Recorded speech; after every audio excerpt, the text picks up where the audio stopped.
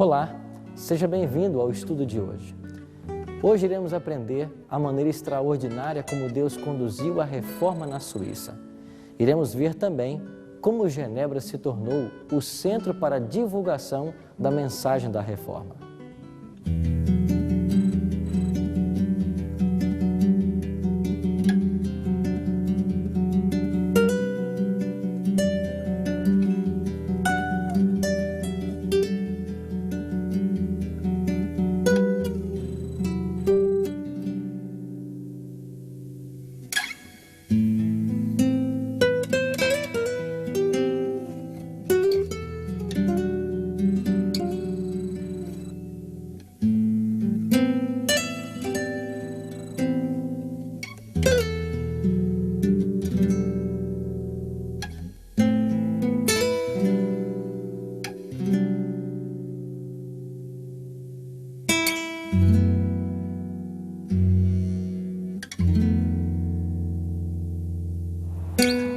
Além de Martinho Lutero, Deus estava preparando outros obreiros para ajudar em sua causa.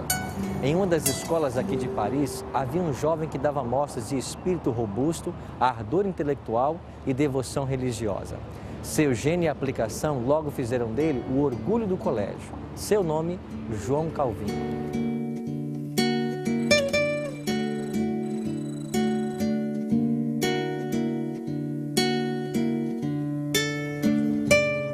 Calvino nasceu no dia 10 de julho de 1509, na Picardia, no norte da França. Quando tinha 8 anos de idade, Martinho Lutero estava fixando as 95 teses na abadia de Wittenberg. Os anos mostraram que Calvino seria para a língua francesa aquilo que Lutero foi para a língua alemã, uma figura quase paternal.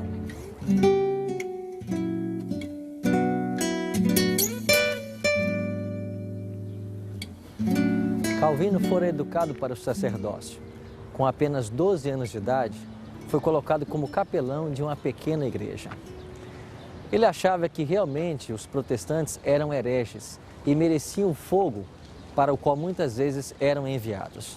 O que ele não sabia é que um dia ele seria colocado face a face com essa heresia e seria obrigado a testar a teologia romana, combatendo com a teologia pregada então pelos protestantes.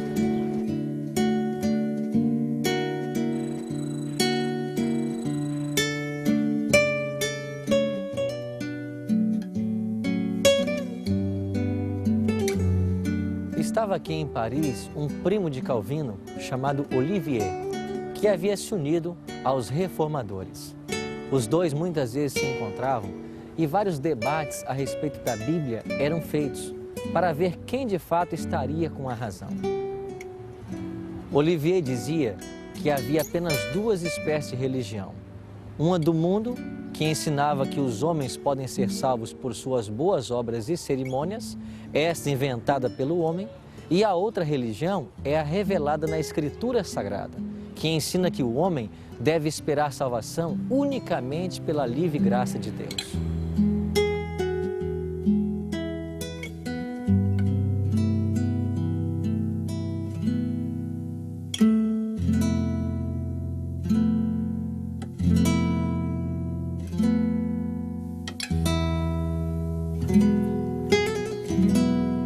Calvino retrucava: "Não quero nenhuma das suas novas doutrinas. Achas que tenho vivido em erro todos os meus dias?" Sozinho, porém, em seu quarto, ponderava as palavras do primo. A convicção do pecado o incomodava. Via-se sem intercessor na presença de um juiz justo.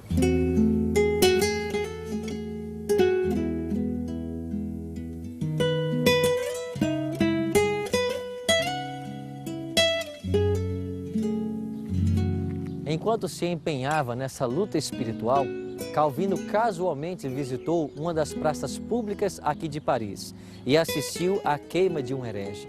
Ficou maravilhado ante a expressão de paz que se esboçava ao semblante do mártir, entre as torturas, a agonia da morte cruel, sobre a mais terrível condenação da igreja. Manifestou uma fé e coragem que Calvino contrastou com seu próprio desespero e escuridão, mesmo vivendo em estrita obediência à Igreja Romana. Ele sabia que esses, assim chamados hereges, fundamentavam sua fé na Bíblia. Resolveu então estudá-la e descobrir, se pudesse, o segredo da alegria deles.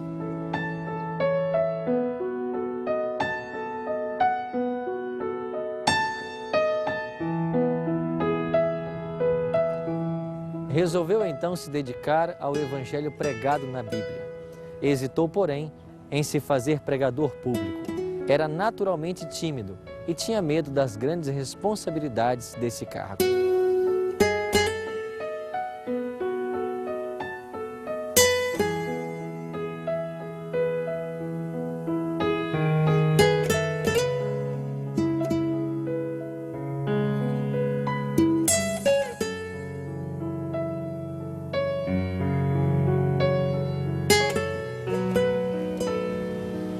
Calvino estava ainda em Paris quando ele descobriu sua fé. As autoridades tentaram levá-lo às chamas, mas, ajudado por alguns amigos, ele fugiu por uma janela do local aonde estava para os extremos da cidade. Posteriormente, fugiu para o sul da França e, sob o abrigo da princesa Margarida, ele encontrou proteção. Mas em seu coração ainda havia o desejo de evangelizar esse país.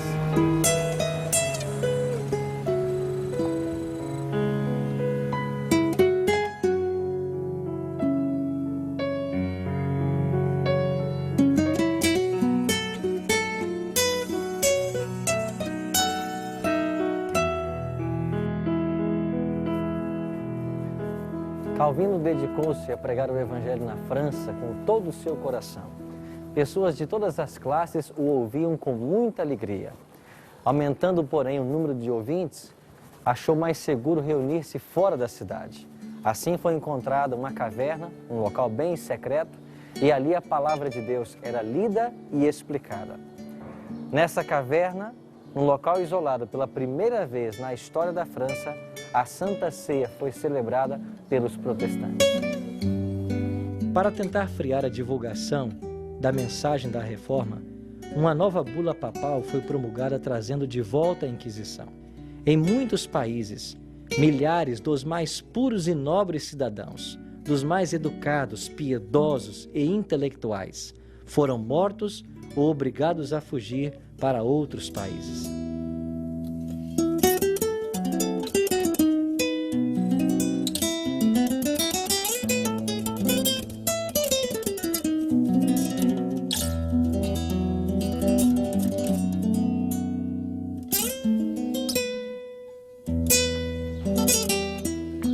Roma usou de todas as formas para tentar acabar com o protestantismo, retirar a Bíblia do povo e estabelecer as trevas, a superstição e o erro que prevaleceu durante a Idade Média.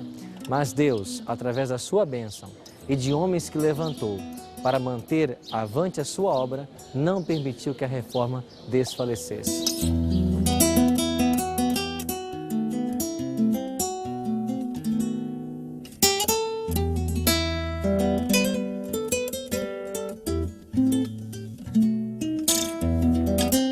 Genebra foi uma das primeiras cidades a conseguir vitórias em prol da reforma protestante aqui na Europa. Calvino aqui trabalhou por cerca de 30 anos. Primeiro, para estabelecer uma igreja que aderisse à moralidade da Bíblia. Depois, para ajudar a promulgar a fé reformada do qual era defensor.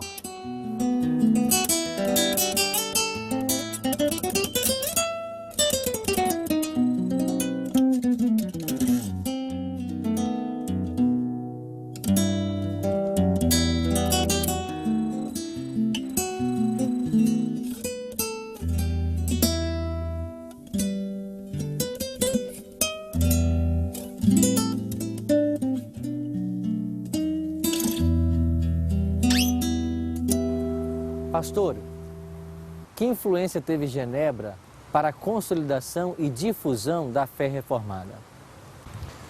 A reforma aqui em Genebra começou basicamente com Guilherme Farel, que foi o mais importante pioneiro da fé reformada aqui. Mas sua influência sobre a cidade não foi tão expressiva. Um ponto que ajudou tremendamente a estabelecer e consolidar a fé reformada nessa cidade foi a vinda de João Calvino para cá. Ele estava em Paris e no ano de 1533 ele teve que deixar Paris porque ele era considerado um herege por lá. E ele veio para a Suíça. E numa de suas andanças por aí, ele já era conhecido pelas suas famosas Institutas da Fé Cristã, cuja primeira edição foi publicada em 1536. Guilherme Farel fez um apelo a ele, dizendo que ele viesse para cá. E ele era relutante. E então, finalmente, ele consentiu em vir. E o seu propósito foi estabelecer aqui uma cidade modelo. Além da pregação e de tornar a vida da cidade no sentido religioso e político, de acordo com o que ele entendesse ser os ideais bíblicos, ele também tinha o sonho de estabelecer a sua academia. O plano era uma universidade, mas ele finalmente conseguiu, no dia 5 de junho de 1559, estabelecer a sua academia para treinamento de pastores. Embora ele já os instruísse anteriormente, essa cidade se tornou praticamente o centro da fé reformada. Daqui saíram pastores e pregadores para várias partes da Europa, especialmente para a Inglaterra, onde deu origem ao puritanismo, a Escócia e outros países mais. Talvez um dos maiores exemplos da influência que essa cidade teve foi John Knox, que até aparece ali no mural como o último deles. Ele foi o grande reformador na Escócia e ele disse que desde os dias dos apóstolos nunca havia havido um lugar onde o cristianismo fosse tão puramente ensinado como na escola de Calvino.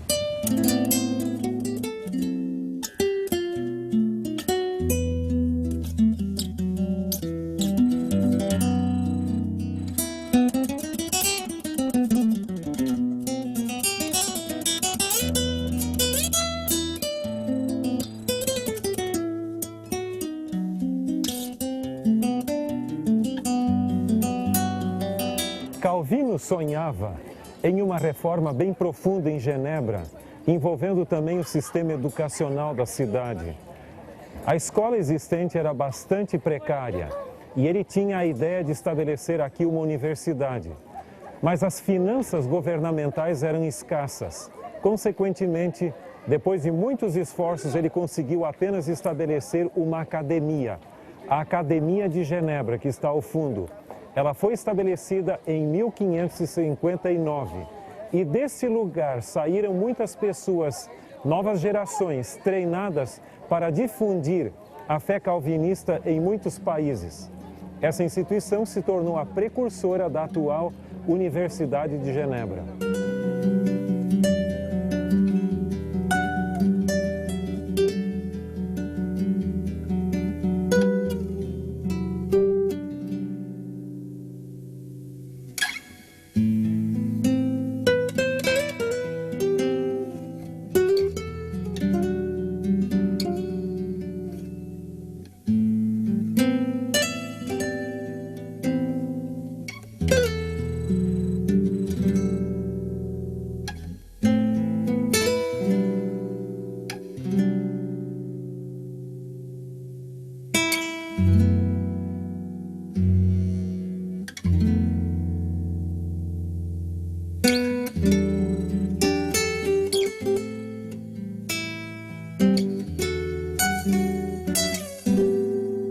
Pastora, quão abrangente foi a influência de Calvino sobre a cidade de Genebra? Calvino foi decisivo no sentido de reformar toda a cidade, enquanto em alguns lugares a reforma foi mais no aspecto da religião.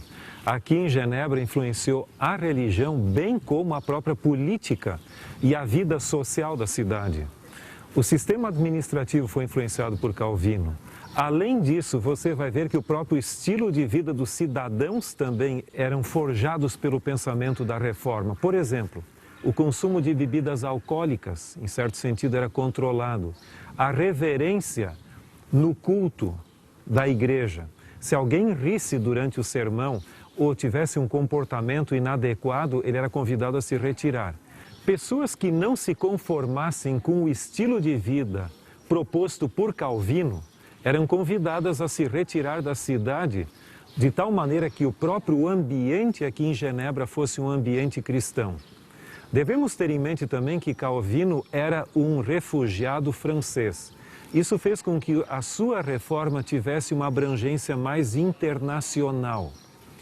Aqui em Genebra, haviam cerca de 6.000 refugiados de outras partes da Europa devido à intolerância religiosa e aqui encontravam um abrigo, uma cidade-refúgio, sendo a maioria dessas pessoas franceses.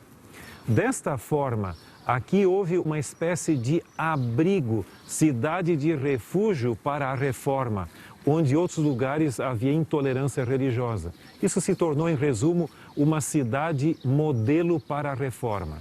Calvino pregou inúmeros sermões aqui na famosa Catedral de Saint-Pierre, mas suas mais importantes palestras e séries sobre os livros bíblicos foram proferidas naquilo que se chama a Capela de Calvino.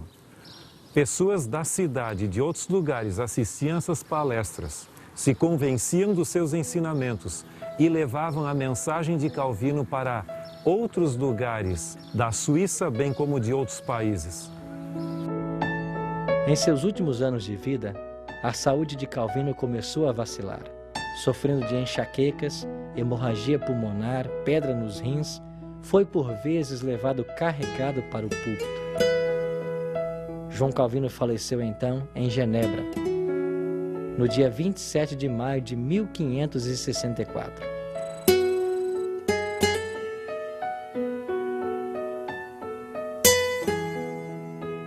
Foi enterrado numa sepultura simples e não marcada, conforme o seu próprio pedido.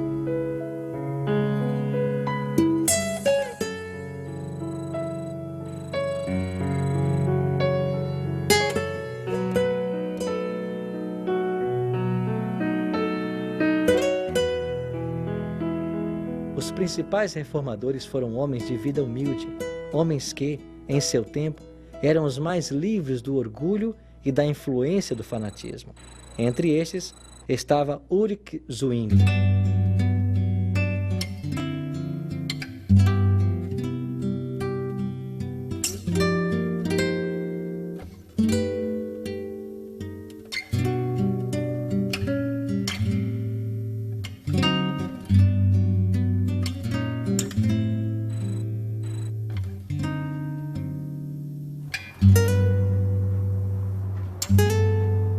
Zwingli nasceu em Wildau, Suíça, no dia 1º de janeiro de 1484.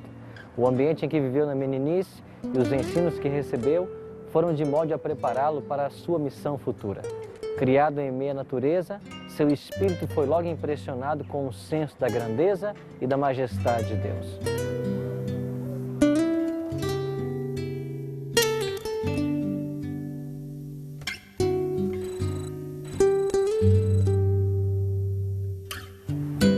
Na idade de 13 anos, foi para Berna, que então possuía a mais conceituada escola na Suíça. Lá, Zwingli foi tentado pelos frades a entrar para a ordem, mas seu pai orientou que ele voltasse para casa. Não tinha intenções de permitir que seu filho seguisse a vida ociosa e inútil dos monges.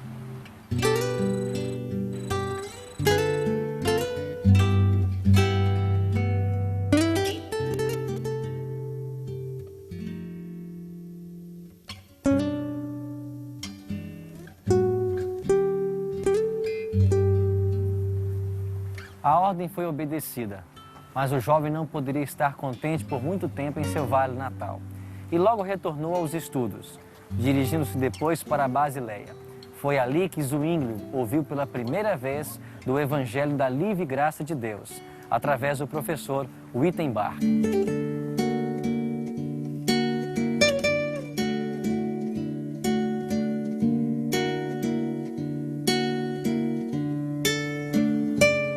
Logo, Zwingli foi chamado de Basileia para o serviço. Seu primeiro campo de trabalho foi uma paróquia alpina, não muito distante de seu vale natal. Ali recebeu a ordenação ao sacerdócio. Quanto mais pesquisava as Escrituras, mais claro era o contraste entre as suas verdades e as heresias de Roma.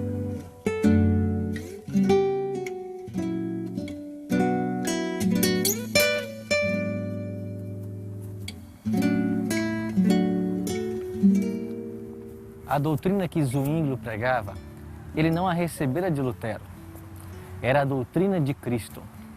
Se Lutero prega Cristo, dizia o reformador suíço, ele faz o que eu estou fazendo. Em 1516, Zwinglio foi chamado para ser pregador no convento de Eisleben.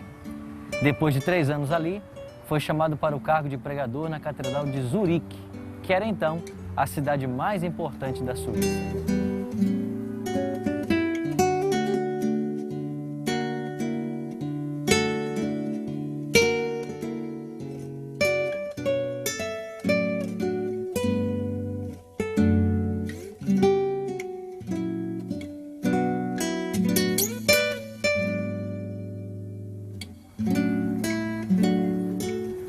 Ao chegar aqui em Zurique, Zwinglio começou a pregar a respeito da vida de Cristo conforme ensinado no Evangelho de São Mateus.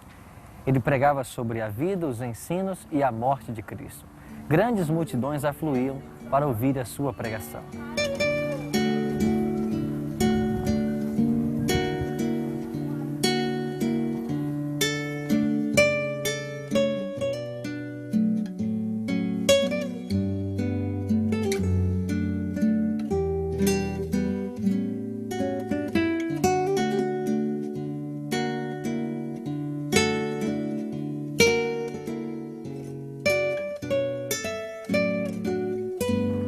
Pastor, como começou a reforma aqui em Zurique, na Suíça? Estamos aqui na cidade velha de Zurique, onde temos ao fundo a famosa Großmünster, ou seja, a Catedral de Zurique, que começou a ser construída no ano de 1100 e demorou cerca de 100 anos para ser concluída. Em 1519, o rico Zwinglio foi convidado para ser o pregador dessa catedral. E quando ele veio aqui, ele veio decidido a pregar a palavra de Deus, começando pelo Evangelho de Mateus e pregando todos os evangelhos, porque ele gostaria que o povo tivesse uma visão mais clara de Cristo. Obviamente, ele se valeu do Novo Testamento grego de Erasmo de Roterdã, que havia sido publicado em 1516, ou seja, 3 anos antes. E aí ele percebeu que os ensinamentos bíblicos no seu original eram bem diferentes do que ensinados pela Igreja Católica. Além disso, há o fator político. Zwinglio havia acompanhado como capelão algumas gerações de soldados mercenários, porque a Suíça tinha o hábito de alugar seus jovens como soldados mercenários para a peleja, por exemplo, na Itália. E ele viu o quanto isso estava prejudicando a moral, quanto o seu comportamento dessa nova geração, bem como muitos voltavam lesionados fisicamente com outros problemas.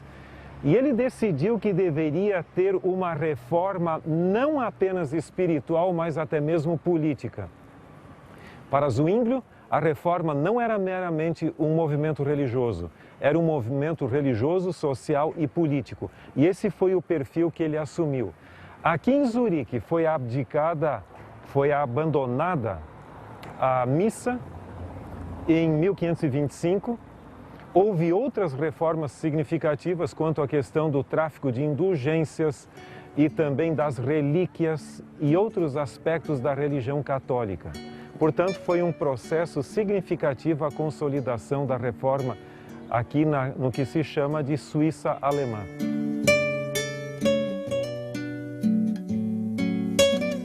Um ano depois que o monge de Wittenberg proferira o seu não ao Papa e ao Imperador em Worms, tudo parecia indicar uma resistência semelhante às pretensões papais em Zurique. Ao mesmo tempo em que muitos cantões aceitaram a fé reformada, outros se apegaram com cega persistência ao credo de Roma. Sua perseguição aos que desejavam receber a verdade deu finalmente origem à Guerra Civil. Zwinglio juntou-se aos seus soldados como capelão na guerra de 1531, morrendo em combate.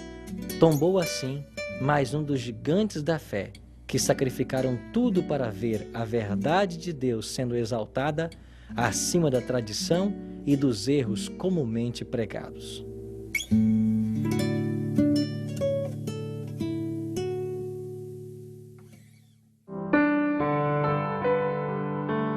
A minha decisão é: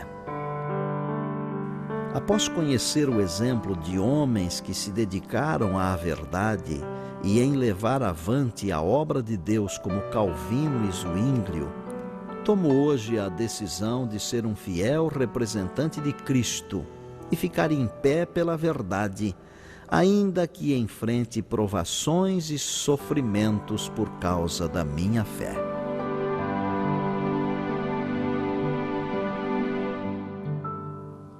Se esse é o seu desejo, ore comigo agora. Bondoso Deus e Pai, ao ver a forma maravilhosa como o Senhor conduziu a Tua obra, levando avante a verdade, desejamos nós também ser instrumentos Teus para a proclamação do Teu Evangelho àqueles que ainda não conhecem. Assim como usastes muitos desses Teus servos no passado, usa-nos no presente, para que nós possamos também ser luzes nesse mundo de trevas. Isso te oramos, em nome de Cristo. Amém. Roma estava triunfante com a morte de Zwinglio e outros heróis da fé, e em muitos lugares parecia prestes a receber tudo o que perdera. Mas Deus não abandonara a sua causa, nem o seu povo. Estava suscitando em outros países obreiros para levar avante a obra da reforma. A verdade que por séculos fora deitada por terra deveria ser restaurada, a sua pureza inicial. A reforma que fora plantada pelos valdenses nasceu nos dias de Wycliffe, crescera nos dias de Lutero, agora deveria brotar finalmente. A verdade de Deus hoje está sendo restaurada e todos nós somos chamados a participar desta obra divina. Qual será a sua atitude em relação ao chamado de Deus e às verdades que você tem aprendido?